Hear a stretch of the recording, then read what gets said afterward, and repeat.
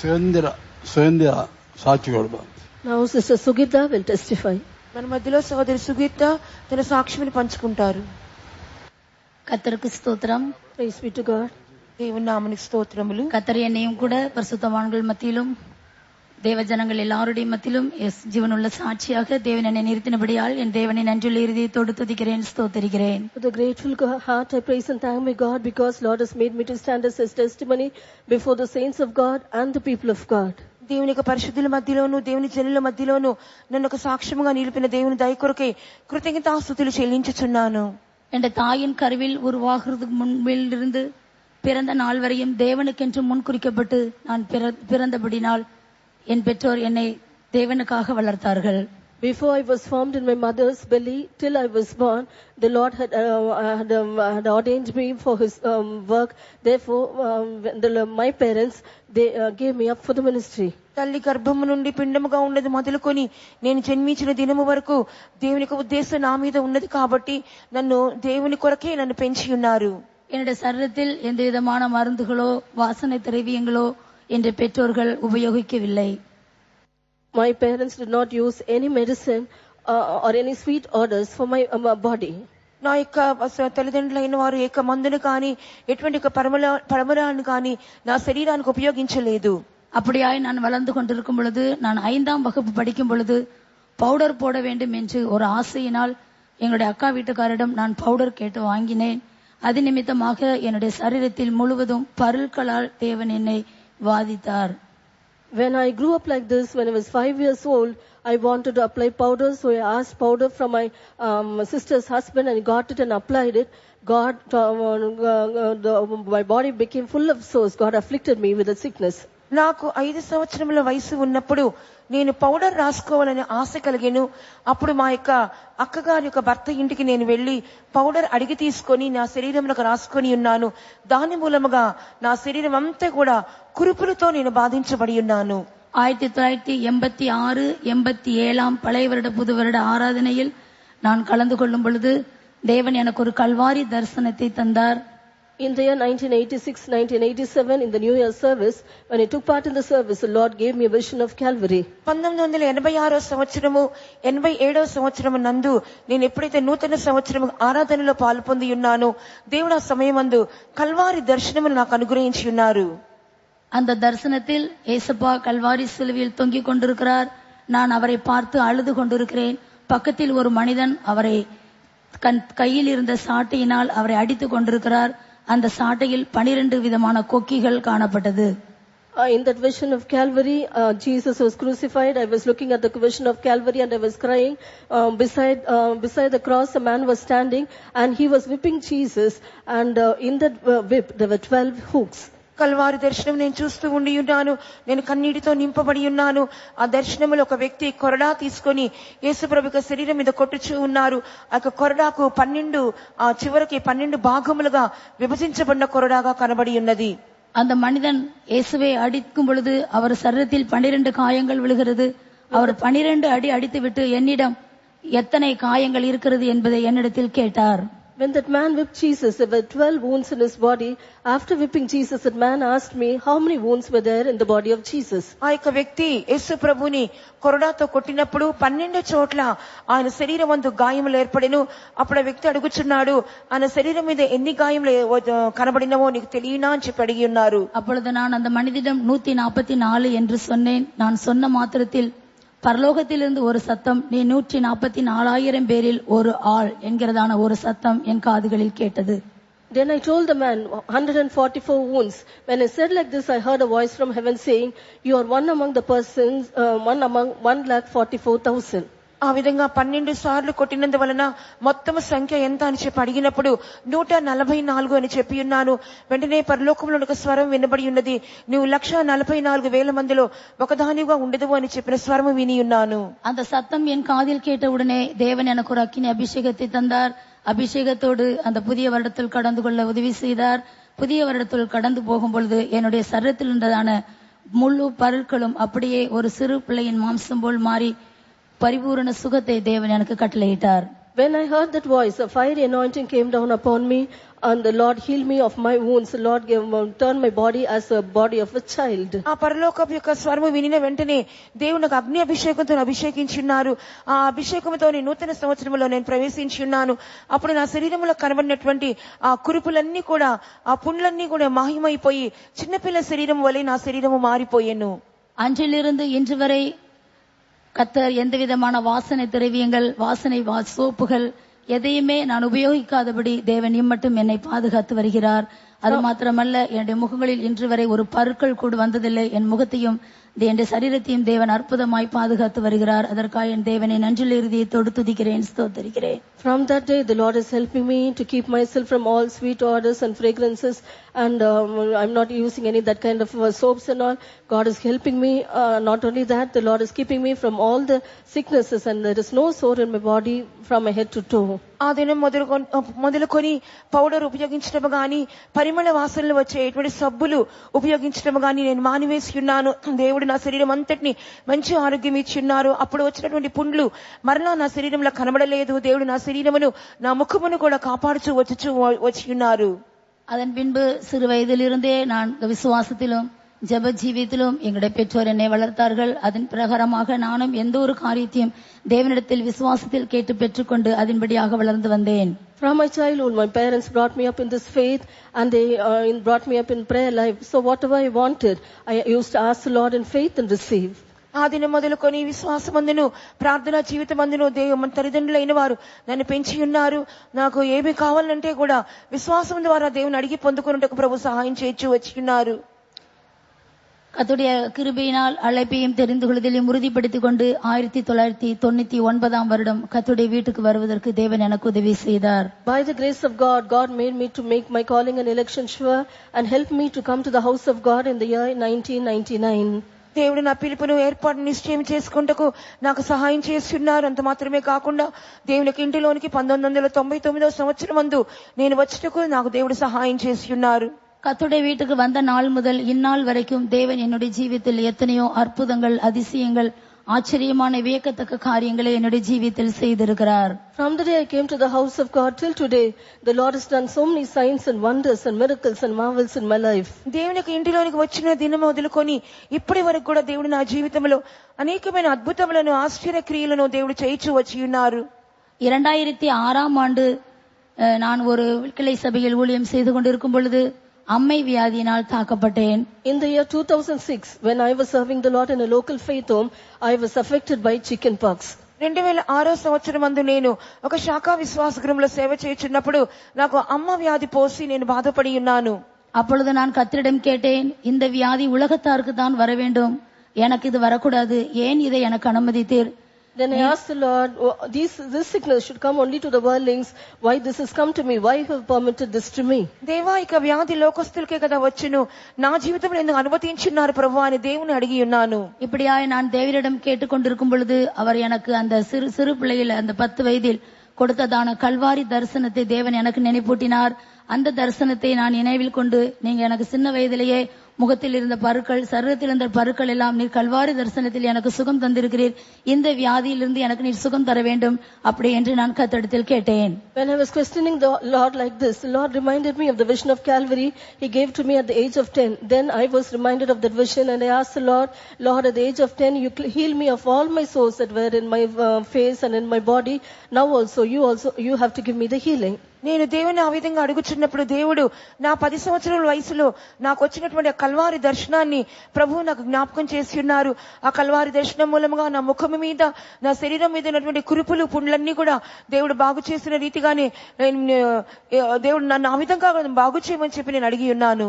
தேவன் அந்த நான் ஜெபித்த நேரத்தில் எனக்கு ஒரு தூக்கத்தை தந்து ஒரு சொப்பனத்தையும் தந்தார். When I prayed like this, the Lord heard my prayer and He gave me a sleep, and in that sleep He gave me a dream. నేను ఆ విధంగా ప్రార్థన చేసుకుని పడుకున్నప్పుడు దేవుడు నాకు నిద్రనిచ్చి ఉన్నారు. ఆ నిద్రలో ఒక స్వప్నమును కూడా నాకు దయచేసి ఉన్నారు. அந்த சொப்பனத்தில் நான் மதுரை சென்ட்ரல் ஃபெய்த் ஹோமில் இருக்கிறேன். அம்மைச்சியை கவனிக்கிறதான சகோதரியின் இடத்தில் வந்து, சுகிர்தா, உனக்காக கிச்சனில் சூப் ஆயத்தப்படுத்த வைத்திருக்கிறேன், நீ போய் அதை குடித்து கொண்டு வா என்று சொன்னார்கள். In the dream, I was in the Madurai Center Faith Home. The sister who was taking care of Amachi there, she came and told me, Sugita, I have kept soup for you in the kitchen. You go and drink it. అప్పుడు ఆ కలలో నేను Madurai centre ఫెయితంలో నేను కనబడి ఉన్నాను. అక్కడ అమ్మచ్చిని గమనించుకున్నటువంటి సహోదరి, సుగీత, నీ కొరకు నేను వంటగదిలో ఒక సూప్ సిద్ధం చేసి పెట్టి ఉన్నాను, నువ్వు వెళ్లి దాన్ని త్రాగి రమ్మని చెప్పి ఉన్నారు.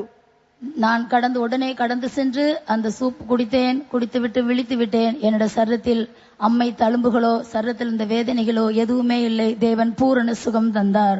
Immediately I went to the kitchen, I drank the soup, then I woke up and saw there was no scars or even pain that I had through the chicken pox. God perfectly healed me. నేను వెంటనే వంటగదిలోనికి వెళ్లి నాకు సిద్ధపరిచి ఉంచినటువంటి ఆ soup నేను తాగి ఉన్నాను. వెంటనే నాకు మెలకు వచ్చి ఉన్నది. మెలకు వచ్చిన తర్వాత నా శరీరంలో చూసుకున్నప్పుడు ఆ యొక్క అమ్మ వ్యాధి ఉన్నటువంటి ఆ కురుపులన్నీ కూడా నా శరీరంలో ఉండకుండా మాయమైపోయినవి. దేవుడు నన్ను స్వస్థపరిచి ఉన్నారు. 2014 வருடம் ஒரு விக்கிளை சபையில் ஊழியம் செய்து கொண்டிருக்கும் பொழுது இதே போல் மதுரை சென்ற கன்வென்ஷனுக்காக நான் கிளம்பி கொண்டிருந்தேன். In the year 2014, when I was serving the Lord in a local faith home, I was preparing myself to go to Madurai Center Convention. 2014 సంవత్సరం ముందు కూడా శాఖా విశ్వాసగృహంలో నేను సేవ చేయించి ఉన్నప్పుడు మధురై కేంద్ర విశ్వాసగృహం యొక్క కన్వెన్షన్ జరుగుతున్నది. ఆ కన్వెన్షన్ కొరకు నేను బయలుదేరి వెళ్లి ఉన్నాను. ஒரு 10 நிமிடம் தான் இருக்கும். பஸ் வந்து விட்டது. நாங்கள் கிளம்ப வேண்டும். ரெடியாகி கொண்டிருக்கும் பொழுது 2 கைகளையும் தட்டுவது போல் ஒரு பெரிய சத்தம் என் காதில் கேட்டது. There was only 10 minutes. Bus had come. There was a great voice as if somebody was clapping both the hands. ఈ విధంగా మేము బస్సు వచ్చినది. బస్సు ఎక్కుటకు మేము ప్రయత్నించున్నాము. వెంటనే 2 చేతులతో చప్పట్లు కొడుచున్న విధముగా ఒక శబ్దం నాకు వినపడేను. அந்த சத்தம் எங்கிருந்து வந்தது என்று நான் சுத்தி முத்தி பார்க்கும் பொழுது எங்கிருந்து வந்தது என்று தெரியவில்லை. I looked around to see from where the voice came, but I could not find it out. ఆ శబ్దం ఎక్కడి నుండి వచ్చిందని చెప్పి నేను చుట్టుపక్కల నేను చూసినప్పుడు ఎవరూ నాకు కనబడలేదు. திடீரென்று பார்த்தால் என்னுடைய பின்பாக என்னுடைய சாரியில் முந்தியில் படபட என்று தீ பற்றி எரிந்து கொண்டிருக்கிறதை நான் கண்டேன். Suddenly I saw at the back that my sari had got fire and it was burning. అకస్మాత్తుగా నేను నాకు వెనుక భాగం చూచుకున్నప్పుడు నా చీర యొక్క కొంగునకు ఆ యొక్క నిప్పంటుకునేది కాలుచూ ఉండటం నేను చూచి ఉన్నాను. இயேசுவே என்று கூப்பிட்டேன். தேவன் எனக்கு ஞானம் தந்தார். ஞானத்தின்படி கர்த்தர் எனக்கு அந்த தீ எந்த விதத்திலும் என்ற சரீரத்தில் பேலன்ஸ் செய்யவில்லை. அக்கினியின் மனம் வீசவில்லை. என் முடி கருகவில்லை. எல்லா விதத்திலும் என்னை அற்புதமாய் பாதுகாத்தார்.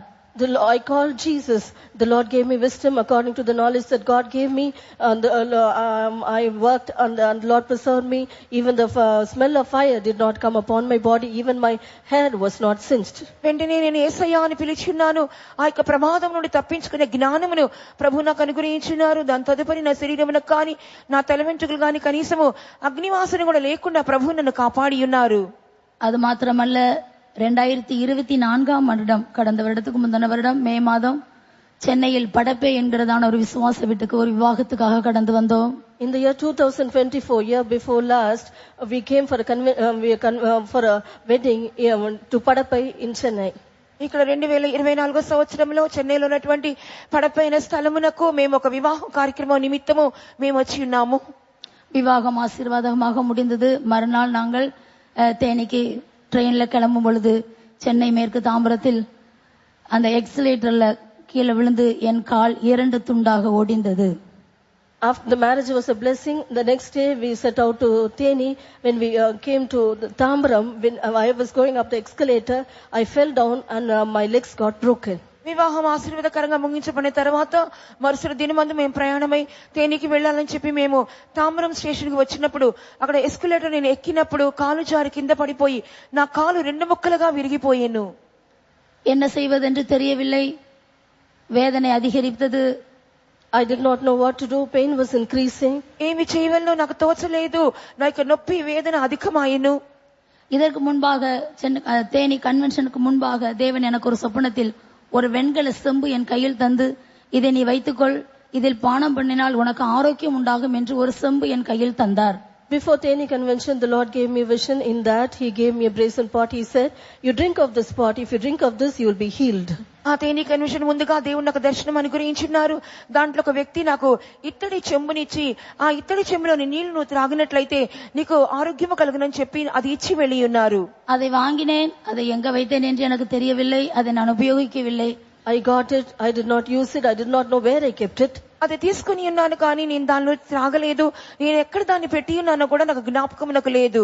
நான் வேதனையில் துடித்துக் கொண்டிருக்கும் பொழுது ஏசப்பாட்ட கேட்டேன், ஏசப்பா இப்படி ஒரு காரியத்தை எனக்கு அனுமதித்திருக்கிறீர், என்னால் வேதனை தாங்க முடியவில்லை என்று நான் அவரிடம் கேட்கும் பொழுது அவர் சொன்னார், நான் உன் கையில் கொடுத்த செம்பு எங்கே என்று கேட்டார். When I was suffering with so much of pain, I asked the Lord, Lord, why you have permitted this? Then the Lord told me, where is the brazen pot that I have given you? ఆ విధంగా కాలు నొప్పుతో నేను బాధపడుచున్నప్పుడు, ప్రభువా దీన్ని నాకు ఎందుకు అనుమతించున్నావు, ఈ వేదన నేను తట్టుకోలేకపోతున్నానని చెప్పి దేవుని అడిగినప్పుడు దేవుడు చెప్పి ఉన్నారు, నేను నీకు ఇచ్చినటువంటి ఆ ఇత్తడి చెంబు ఎక్కడా అని అడిగి ఉన్నారు. அதன் பின்புதான் என் தவறை உணர்ந்தேன். After that I realized my mistake. కానీ తర్వాత నేను తప్పిదమును నేను గ్రహించుకొని ఉన్నాను. தேவன் ஏற்கனவே கிருபையை என் கையில் கொடுத்து விட்டார். அந்த பாத்திரத்தில் நான் பானம் பண்ணுவது தேவனுடைய சித்தம் என்பதை உணர்ந்து கொண்டேன். Already God had given me the grace. I realized that it was the will of God that I have to taste the grace of God. దేవుడు ముందుగానే నాకు కృపను గ్రహించున్నారు. తప్పకుండా ఆ పాత్రలోంది నేను త్రాగి తీరవలను, అదే దేవుని చిత్తం అని చెప్పి నేను గ్రహించుకోగలిగి ఉన్నాను. ஆனாலும் இரவு பகல் தூக்கம் இல்லாமல் மிகவும் கஷ்டப்பட்டேன். சரியாக 19வது நாளில் தேவன் எனக்கு 1 மணி நேரம் தூக்கத்தை தந்தார். Night and day I had no sleep and I was suffering. On the 19th day God gave me sleep for 1 hour. రాత్రి పగళ్ళు దాని తర్వాత నిద్రలేని విధంగా నేను గడిపి ఉన్నాను. 19 రోజులు ఆ విధంగా గడిపిన తర్వాత 19వ రోజు 1 గంట సేపు నిద్రపోవడానికి ప్రభు సహాయం చేసిరి. அந்த தூக்கத்தில் தேவன் எனக்கு ஒரு சொப்பனத்தை தந்தார். அந்த சொப்பனத்தில் தேவன் என்னை அவருடைய மருத்துவமனைக்கு அழைத்து கொண்டு சென்றார். In that sleep God gave me a dream. In the dream God took me to his hospital. ఆ యొక్క గంట సమయం నిద్రపోయినప్పుడు దేవుడు ఆ నిద్రలో ఒక కళ నాకు ఇచ్చిన్నారు. ఆ కళలో దేవుడు తన యొక్క ఆసుపత్రికి నన్ను తోడుకొని వెళ్లి ఉన్నారు. அந்த மருத்துவமனை கண்ணாடி அறைகளால் நிரப்பப்பட்டிருக்கிறது. அநேக ஊழியர்கள் அந்த மருத்துவமனையில் சிகிச்சை பெற்று வருகிறார்கள். அதில் ஒரு சில விசுவாசிகளும் அந்த இடத்தில் இருக்கிறார்கள். That hospital was made of glass rooms. There were some servants of God who were taking medication from that hospital. Some believers also were there. అక్కడ ఆసుపత్రిలో చూచినప్పుడు అదంతా కూడా అద్దాలతో నింపబడినటువంటి ఆసుపత్రిగా కనబడి ఉన్నది. అక్కడ కొంతమంది దైవ సేవకులను విశ్వాసులను చికిత్స పొందుతున్నట్లుగా నాకు కనబడి ఉన్నది. அப்பொழுது நான் எனக்குள் ஒரு கேள்வி எழும்புகிறது, ஊழியர்களால் நிரப்பப்பட்ட இந்த மருத்துவமனையில் விசுவாசிகள் இங்கே ஏன் இருக்கிறார்கள் என்று கேட்கிறேன். உடனே ஒரு சத்தம் என் காதில் கேட்கிறது, சத்தியத்துக்காக வைராக்கியமான இருக்கிறவர்களுக்கும் இங்கேதான் ட்ரீட்மெண்ட் கொடுக்கப்படும் என்கிற சத்தத்தையும் நான் கேட்கிறேன். Then I had a question in my heart, this is only for workers, then why believers are here? Then I heard a voice, this is the place where treatment is given for those who are standing zealously for the truth. ఇక్కడ ఇంతమంది సేవకులు కనబడుతున్నారు, ఇక్కడ విశ్వాసులకు ఏమి పని అని చెప్పి నేను అడిగినప్పుడు, సత్యము కొరకు ఎవరైతే వైరాగ్యంగా నిలబడుతున్నారో వారందరికీ చికిత్స పొందు స్థలము ఇదే అని చెప్పిన స్వరము నేను విని ఉన్నాను. என்னை முதல் அறையில் கூட்டிக் கொண்டு சென்றார்கள். அந்த இடத்தில் என்னை உட்கார வைத்தார்கள். நான் உட்கார்ந்தேன். மேலிருந்து கீழ் ஒரே ஒரு பார்வை மட்டும் என்னை பார்த்தார்கள். அந்த இடத்தில் பக்கத்துல மானிட்டர் ஓடிக்கொண்டிருக்கிறது. They took me to the first room. They made me to sit there. They looked at me from top to bottom. Only one time they looked at me. There was a monitor beside. ఆసుపత్రిలోకి నేను వెళ్ళినప్పుడు మొదటిగా ఒక గదిలోనికి తీసుకుని వెళ్లి ఉన్నారు. అక్కడ నన్ను కూర్చొని పెట్టి ఉన్నారు. ఒక వ్యక్తి పైనుండి కింద వరకు నన్ను చూచి ఉన్నాడు ఒక చూపుతో. దాని ప్రక్కన ఆ మానిటర్ అనేది అక్కడ పనిచేయచ్చు ఉండేను. உங்களுக்கு சத்து குறைவாக இருக்கிறது என்று சொல்லி சத்து மாத்திரை 12 மாத்திரை என் கையில் கொடுத்தார்கள். அதை நான் வாங்கிக் கொண்டேன். They said that immunity, the strength was less in me. They gave me 12 pills to have. I got the 12 tablets from them. నీకు సత్తువా, నీకు బలము తగ్గి ఉన్నది కాబట్టి ఆ బలము వచ్చే నిమిత్తము మేము మాత్రలు రాసిస్తామని చెప్పి 12 మాత్రలు నా చేతిలో పెట్టి ఉన్నారు. నేను వాటిని రింగి ఉన్నాను. அதுக்கடுத்து பக்கத்து அறையில கொண்டு போனார்கள். அந்த இடத்துல எனக்கு சுகர் பிரஷர் டெஸ்ட் பண்ணி, உங்களுக்கு சுகர் பிரஷர் எதுவுமே இல்ல, நீங்க போகலாம் என்று என்னை அனுப்பிவிட்டார்கள். Then they took me to the next room. Then they tested for sugar and pressure. They said there is no sugar or pressure for you. You can go. ఆ తర్వాత మా పక్క గదిలో తీసుకుని వెళ్లి ఉన్నాడు. అక్కడ చక్కెర ఉన్నదో లేదో నాకు పరీక్ష చేసి ఉన్నారు. రక్తపోటు ఉన్నదా లేదని పరీక్షించి ఉన్నారు. ఇవి రెండును లేవని చెప్పి నన్ను మళ్ళా బయటికి పంపించి ఉన్నారు. அவர்கள் என்னை எப்படி கூட்டிக் கொண்டு மேலே போனார்களோ அப்படியே கீழே கூட்டிக் கொண்டு வந்தார்கள். வரும்பொழுது ஒரு சத்தத்தை நான் கேட்டேன். ஏசாயா 30:29 கர்த்தர் தமது ஜனத்தின் அடிக்காயத்தை முறிவை கொட்டி அடிக்காயத்தை குணமாக்கும் நாளில் சந்திரனுடைய வெளிச்சம் சூரிய வெளிச்சத்தை போலவும் சூரியனுடைய வெளிச்சம் ஏழத்தனையாக 7 பகலின் வெளிச்சமாக இருக்கும் என்கிற சத்தத்தோடு நான் கீழே இறங்கி வந்தேன். As they took me to the upstairs, they brought me downstairs also.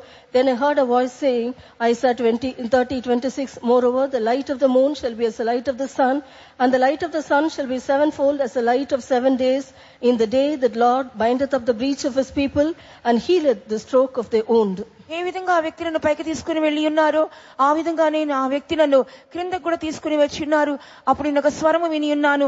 యెషయా గ్రంథము 30వ అధ్యాయము 28వ వాక్యములో, యెహోవా తన జనుల గాయములు కట్టి వారి యొక్క దెబ్బలు బాగు చేయి దినమున చంద్రుని యొక్క వెలుగు సూర్యుని ప్రకాశము వలె ఉండును, సూర్యుని ప్రకాశము 7 దినముల వెలుగు ఒక్క దినమందు ప్రకాశించినట్లు ఉండును అని దేవుడు నాతో మాట్లాడి ఉన్నారు. அப்படியே நான் விழித்துக் கொண்டேன். என் சரீரத்தில் ஏதோ தேவன் ஒரு கிரியை செய்திருக்கிறார் என்பதை உணர்ந்து கொள்ள உதவி செய்தார். Then I woke up, then I understood that God had done some work in my body. వెంటనే నాకు మెలకువ వచ్చి ఉన్నది. అప్పుడు నేను గ్రహించుకొని ఉన్నాను, దేవుడు నా శరీరంలో నిశ్చయంగా ఏదో ఒక కార్యము చేసి ఉన్నారు అని. தேவன் எனக்கு வீக்கங்கள் எல்லாம் குறையவும் வேதனைகள் நீங்கவும் படிப்படியாக தேவன் எனக்கு ஒரு அற்புத சுகத்தை தேவன் எனக்கு தந்தார். The swelling little by little gradually decreased, and all the pain went away gradually. The Lord gave me healing. కాలుకున్న వాపంతా కూడా తగ్గిపోయి ఉన్నది. నెమ్మదిగా ఆ నొప్పి ఆ వేదనంతా తొలగించబడి ఉన్నది. దేవుడు నాకు స్వస్థతను అనుగ్రహించి ఉన్నారు. அதன் பின்பு என்னுடைய அவிசுவாசத்தை தேவன் எனக்கு அந்த சொப்பனத்தின் மூலமாக புரிந்து கொள்ள விளங்கிக் கொள்ள உதவி செய்தார். Then the Lord made me understand about my unbelief in that dream. ఆ తర్వాత దేవుడు ఆ కల మూలముగా నాలో ఉన్న అవిశ్వాసమును నేను గ్రహించుకున్నట్టుకు దేవుడు సహాయం చేసి ఉన్నారు. பல வருடங்களாக நான் வாமிட்டிங்னால் அதிகமா கஷ்டப்படுவேன். எல்லாரும் சொல்லுவாங்க, உங்களுக்கு லோ பிரஷர் இருக்கு, லோ சுகர் இருக்குன்னு சொல்லுவாங்க. நான் அதை விசுவாசிக்கவில்லை. ஆனால் நாடளவில் விசுவாசித்து என் வாயினாலே நான் அறிக்கை பண்ணி, யார் அதே மாதிரி பலவீனப்பட்டாலும் உனக்கு சுகர் இருக்கு, பிரஷர் இருக்கு என்று சொல்வதற்கு நான் ஒரு ஆளாய் மாறிவிட்டேன். So many years I used to vomit. People who see me used to tell me that I had low pressure and low sugar. So whenever I used to see people who are affected with this kind of sickness, I used to tell them that they have low sugar and low pressure. నన్ను చూసిన వారందరూ కూడా నీకు నీ శరీరంలో చక్కెర తక్కువగా ఉన్నది, నీకు రక్తపోటు తక్కువగా ఉన్నదని చెప్తూ ఉంటారు. అందువల్ల నేను కూడా ఎవరైతే విధంగా బలహీనంగా కనబడతా ఉంటారో அதே మాటలు నేను కూడా ఉపయోగించుచూ వచ్చి ఉన్నాను. என்னுடைய பலவீனத்தை நான் அறிந்து கொண்டு அந்த அவிசுவாச அறிக்கையிலிருந்து விடுதலை பெற்றுக்கொள்ள தேவன் எனக்கு உதவி செய்தார். Knowing my weakness, understanding my unbelief, the Lord helped me to confess that and be delivered from that. నా యొక్క బలహీనతలను గ్రహించుకొని ఉన్నాను. నా అవిశ్వాసమును కూడా ఒప్పుకోలు చేయుటకు ప్రభు సహాయం చేసి ఉన్నారు. தேவன் என் எலும்புகளை நீளமுள்ளதாய் மாற்றினார், என் கால்களை மான்கால்களைப் போல மாற்றினார், புது எலும்பு புது கால் எனக்கு தந்தார். The Lord made my bones fat. The Lord made my feet like the hinds feet. The Lord gave me new bones and new legs. దేవుడు నా యొక్క ఎముకలను పుష్టిగా మార్చి ఉన్నారు. దేవుడు నా కాళ్ళను లేడి కాళ్ళ వలె మార్చి ఉన్నారు. నూతనమైన ఎముకలను నూతనమైన కాళ్ళను ప్రభు నాకు అనుగ్రహించి ఉన్నారు. 32ஆம் நாளே நான் கட்டளை விட்டு எழும்பி நடப்பதற்கு தேவன் வாக்கர் வச்சு நடக்க உதவி செய்தார். 60-65 நாட்களுக்குள் வாக்கர் இல்லாமல் தெளிவாக நடக்க தேவன் எனக்கு உதவி செய்தார். On the 32nd day, the Lord helped me to get up from my bed and walk with a walker. Within 60 or 65 days, the Lord helped me to walk without a walker. 32 రోజులలోనే పడక నుండి లేచి walker సహాయంతో నడుచుటకు ప్రభు సహాయం చేసి ఉన్నారు. 60 దినములలోకి walker కూడా తీసివేసి చక్కగా నడుచుటకు ప్రభు నాకు సహాయం చేసి ఉన్నారు. தேவ சமூகத்தில் முழங்கால் படியிட, முழங்கால்களை மடக்க, தேவனை ஆராதிக்க தேவன் என் கால்களை ஒன்று கூட பலப்படுத்தினார். The Lord once again strengthened my feet so that I might bend my knees in the presence of God and stand on my knees and worship Him. దేవునికి సన్నిధానంలో మోకరించుటకును మోకాళ్ళ మీద నిలబట్టకును దేవుడు నా కాళ్ళు అంతగా బలపరిచి ఉన్నారు. நான் விசுவாசித்தேன், என் தேவன் எனக்கு அப்படியே செய்தார். I believed, the Lord did to me accordingly. నేను విశ్వసించి ఉన్నాను, దేవుడు నాకు ఆ రీతిగానే చేసి ఉన్నారు. இந்த இடத்தில் கூடியிருக்கிறதான வியாதியஸ்தர், பலவீனர், நீங்கள் எந்த அளவுக்கு தேவனை விசுவாசிக்கிறீர்களோ அந்த அளவுக்கு இன்று தேவன் உங்களுக்கு சுகத்தை கட்டளையிடுவார். All the sick ones and the weak ones who have gathered here, to the extent they believe in God, today the Lord will give you healing. ఇక్కడ కూర్చున్నటువంటి వ్యాధిగ్రస్తులకు, రోగులకు నేను చెప్పుచున్నాను, మీరు కూడా ఎంత కొలతకు దేవుని మీద విశ్వాసం ఉంచుదురో అంత కొలతకు దేవుడు మిమ్మల్ని స్వస్థపరచుదురు. தேவன் என்ன நோக்கத்துக்காக அழைத்து கர்த்தருடைய வீட்டில் கொண்டு வந்தாரோ அந்த நோக்கம் என்னில் நிறைவேறும்படியாகவும் அந்த சியோன் மலையில் ஆட்டுக்குட்டியானோடு நிற்கிற 144,000 பேரில் நானும் ஒரு ஆளாக இருக்க வேண்டும் என்று வாஞ்சித்து நீங்கள் எனக்காக ஜெபிக்கும்படி கேட்டுக்கொண்டு என்னுடைய சாட்சியை முடித்துக் கொள்கிறேன். கர்த்தருக்கு ஸ்தோத்திரம். The purpose for which the Lord has called me for this ministry should be fulfilled. I should be one among the 144,000 who was standing with the Lamb on Mount Zion. Please pray for me in my testimony. ఈ ఉద్దేశం చొప్పున దేవుడి సేవకు పిలిచి ఉన్నారు. ఆ ఉద్దేశాన్ని దేవుడు నాలో నెరవేర్చవలను. నేను కూడా సియోను కొండ మీద గొర్రెపిల్లతో పాటు 144,000 మందిలో ఒకదానిగా నిలబడుటకు ప్రభువు మనకు సహాయం చేయనట్లుగా మీరందరూ నా నిమిత్తం ప్రార్థన చేయమని కోరుచున్నాను.